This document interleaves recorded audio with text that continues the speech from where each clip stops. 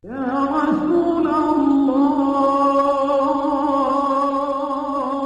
meneruskan itu tadi sebenarnya nih Ustaz, kita menilai orang itu nih, menilai orang dia ini baik atau buruk itu bagaimana Ustaz? Sementara saya pernah mendengar sebuah cerita gitu Ustaz. Ada orang, ini ketika zaman Nabi Ustaz. Ya. Ketika zaman Nabi ada orang yang dia tidak pernah terlihat ketika di umum ya, nggak pernah lihat dia melakukan hal baik. Tapi kata Nabi dia masuk surga karena suatu amal yang tidak terlihat oleh kita. Nah itu bagaimana Ustaz? Kita bisa menilai dia itu kalau dia itu baik. Gitu. Jadi kan tapi kan tersembunyi gitu. Standar utama laki-laki idza ja'akum man tardawna dina agama. Wa asyhadu an la ilaha illallah wa asyhadu anna Muhammadan rasul. Yang kedua, wa khuluquhu akhlaq. Tata krama, sopan santun, budi bahasa, baik dia. Ini hadis tentang bicara ketika kita mau mencarikan mantu untuk anak kita. Untuk adik kita, standar ngelihat orang itu baik apa kata Nabi dua? Idza ja'akum man tardawna dinahu agama. Yang kedua, wa khuluquhu akhlaqnya. Mungkin orang ini tidak dilihat sebagai tokoh masyarakat, dia bukan sebagai public figure, dia biasa saja, tapi dina baik, akhlaknya baik, dia tidak hasad, tidak dengki, tidak busuk hati, baik akhlaknya, baik ibadahnya, baik amalnya, maka dia orang baik. Jadi sebetulnya kita kalau ngaji ini bukan alat ini kita pakai untuk mengukur orang, tapi lebih pada mengukur diri kita. Oh, balik ke diri masing-masing Ustaz. Ke diri. Biasanya kita mengukur orang ini kalau kita ada kepentingan sama orang ini. Ini orang ini baik atau enggak Pak Ustaz? Ngapain kamu ukur dia? Ya, calon mantu saya. Iya. Kalau enggak, ya. Jadi ini ya, Pak Ustaz. Semua itu sebenarnya diukur dari apa yang kita butuhkan gitu ya. Ya. Perlu apa kita? Maka standar orang itu baik menurut Islam, din agamanya, wa khuluquhu akhlaknya. Sedang Tuhannya aja dia khianati, apalagi kamu? Masya Allah. Itu banyak teman kita ya.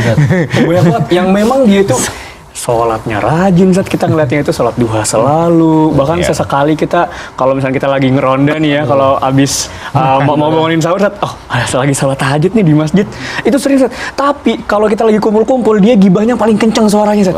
Waduh itu gimana kayak nggak sinkron gitu apa yang kita lihat sama apa yang kita dengar lah.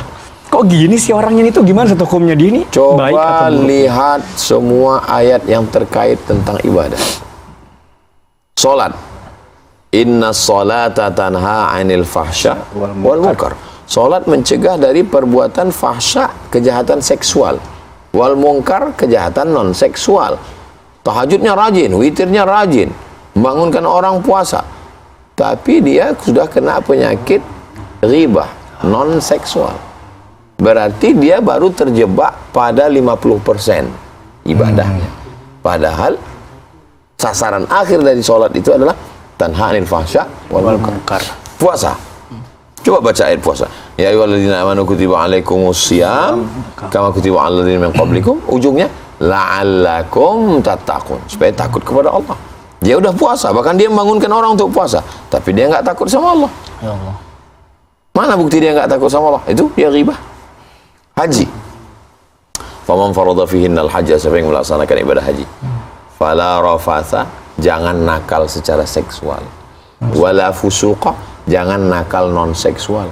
Wala jidal, jangan lidahnya kasar. 3. Hampir semua ayat-ayat ibadah ada target yang mau dicapai, visi misi, memperbaiki perilaku diri supaya jangan terjebak pada ritual. Nah, Ustaz, gimana sih kalau jadi gini Ustaz, kan di kampung saya itu lingkungan tuh sangat ngaruh ya Ustaz. Ya. Jadi alhamdulillah kalau mama udah hijrah, maksudnya di kampung saya itu kan salah satu daging yang paling umum itu daging babi Ustaz, minta maaf daging babi Ustaz. Jadi walaupun muslim ini Ustaz, kami itu udah tahu itu haram gitu Ustaz. Tapi karena dari pengaruh lingkungan tadi di sana tuh walaupun muslim masih banyak yang makan babi Ustaz. Termasuk juga orang tua saya bapak Ustaz.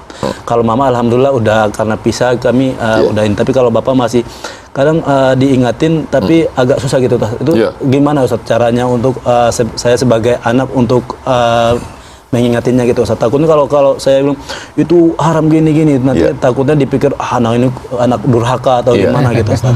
Ud'u ila sabili rabbika adalah ajaklah orang ke jalan Tuhan bil hikmah, dengan kata-kata yang santun. Hikmah, dengan kata-kata yang penuh hikmah. Wal mau'izatil hasanah, suri tauladan yang baik, keteladanan, contoh.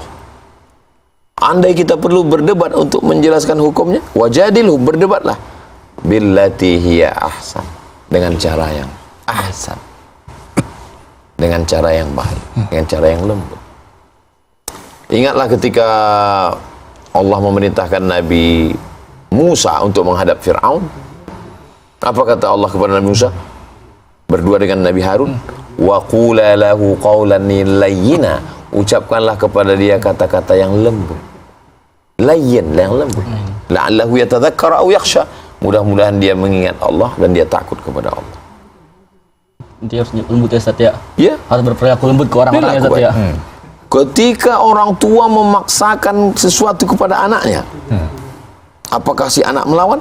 Wa in jahadaka ala an tusyrika bi ma laysa laka bihi ilmun, kalau ayahmu ibumu memaksamu untuk mempersekutukan aku, kata Allah, fala tuti'huma, jangan ikuti mereka, jangan patuhi mereka.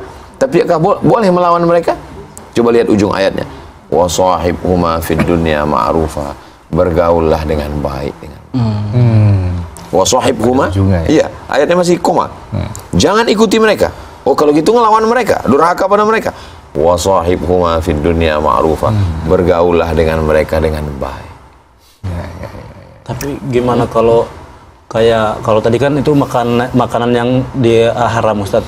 Kalau yang satu ini Ustaz lebih ke murtad ya. Kalau karena kita kayak dukun gitu Ustaz. Itu kita juga diingatin tapi masih melakukan gitu Ustaz. Dan kita tuh dianggap itu kamu kan anak baru lahir gitu Ustaz. Gimana itu Ustaz? Apa yang kita harus lakukan? Sampai kapan kita mengajak ini? Sampai malaikat maut mencabut nyawa. Sebagaimana Nabi mengajak Abu Thalib. Sampai Nabi duduk di samping Abu Thalib. Bagaimana Nabi Ibrahim alaihissalam berhadapan dengan Azar. Apa kata Azar? La illam tantahi, kalau kau tidak berhenti mendakwahi aku, la arjumannaka, aku lempar kau pakai batu sampai mati. Wahjurni maliya, tinggalkan aku.